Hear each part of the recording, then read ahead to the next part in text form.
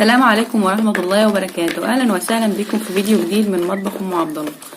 الاول كده انا بحب اعتذر لحضراتكم ان انا يعني الايام اللي فاتت ديت ما كنتش بعمل فيديوهات وكنت غايبة كتير عن القناة، بس والله العظيم كانت ظروف.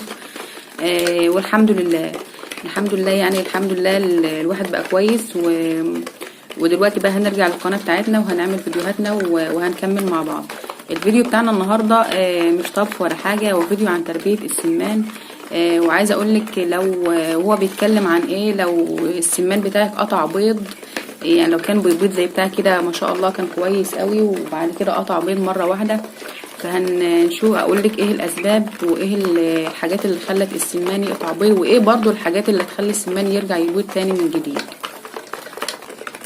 اول حاجه بتخلي السمان يقطع بيض هو الاظلام، ان انت لو بتضلمي الاوضه عليه بالليل فده هيخليه يقطع بيض.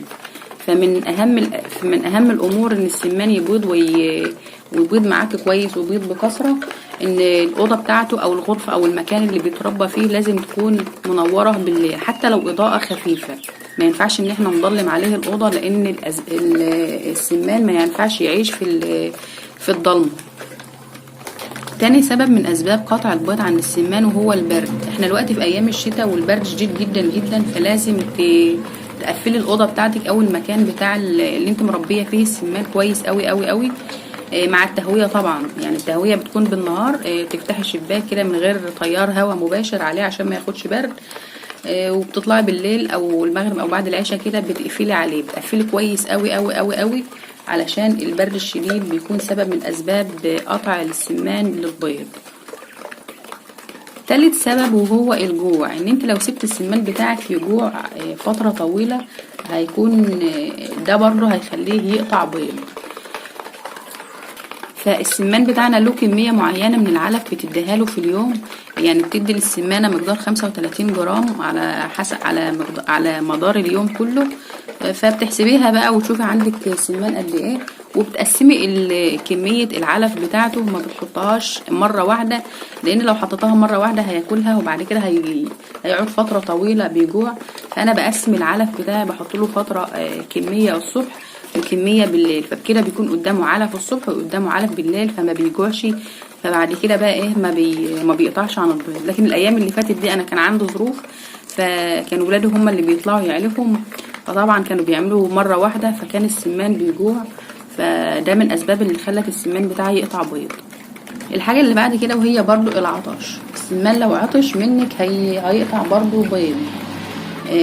فما تقوليش بقى ان احنا في الشتاء وما بيشربش ميه كتير، لا، لازم يكون قدامه الميه على طول باستمرار بالليل وبالنهار علشان ما يقطعش بيض. الميه والعلف،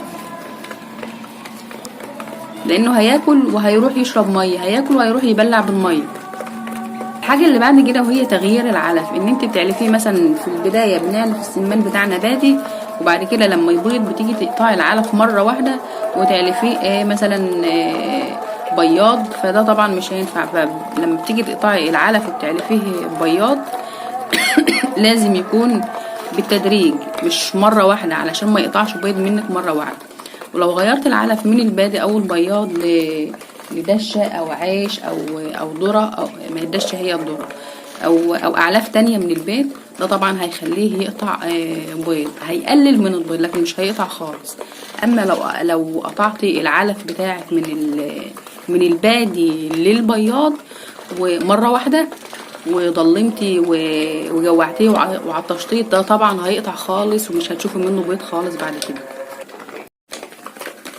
وطبعا كمان لازم النظافة في المكان، لازم المكان يكون نظيف كويس جدا، يعني لازم الأرضية بتاعة السمان تكون ناشفة، يعني حتى لو هتغيري الفرشة كل فترة مش لازم تكون فترة طويلة. وطبعا كمان لازم النظافة الجيدة والتهوية، يعني لازم الغرفة او الارضية بتاعت السمان تكون ناشفة زي ما حضرتك شايفة كده، ما ينفعش تكون مبلولة علشان ما تسببلوش بقى امراض والكلام ده كله. والتهوية لازم تكون كويسة جدا علشان ما تعملش خنقة، لان السمان بيبقى يعني الحمام بتاعه بيعمل بالذات البياض بيعمل ريحة كده مش كويسة، فديت هتعمل له خنقة وهتسبب برضو في قطع البيض بتاعه، وممكن تسبب في امراض كمان احنا لا غنى عنها.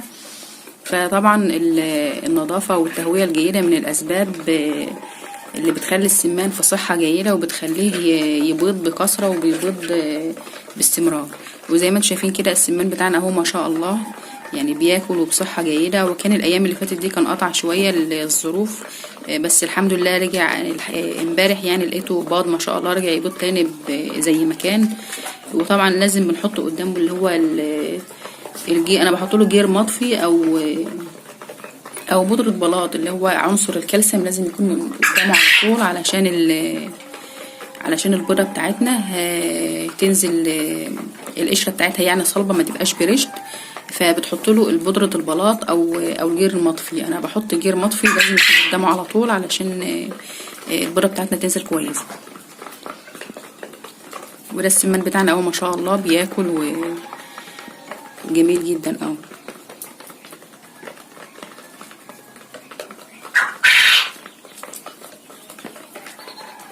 وبكده نكون خلصنا الفيديو بتاعنا. وما تنسوناش بقى باللايك والشير والاشتراك بالقناة وتفعلوا معانا زر الاشتراك عشان يوصلكم منا كل جديد. السلام عليكم.